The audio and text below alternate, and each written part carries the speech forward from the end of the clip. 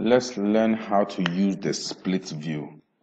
Let me start off by creating random text on my document, maybe 10 different paragraphs, 5 lines maximum per paragraph. So here I've created multiple paragraphs. Let's say this was my research paper and I wanted to edit different portions or copy and paste different portions. What I'll do is, first of all, let me actually insert page numbers so we can know where we are navigating to. So I go to the Insert tab and page numbers. I want the page numbers at the bottom of the page and I want the accent bar type. So I see my page numbers nice and clear. After that, I can go to the View tab and then use the Split button. And what the Split button does that it has created 2 pages or 2 views of this same page that we have.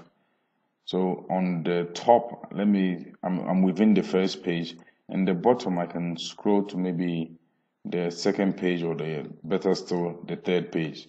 So the bottom, I'm in the third page, and I want to copy and paste text into the first page. So let me color the text that I'm going to copy so you can see it move.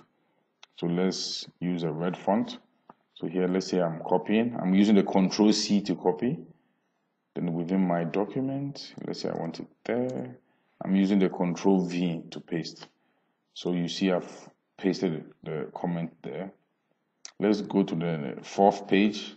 Let's say I want this long text here. I'm going to color it again so you can see it well. I'm color it orange. So here I'm going to use Control X to cut. So I've cut it out of the 4th page. And I'm going to insert it somewhere in the first page. So I'm going to use Control V to paste.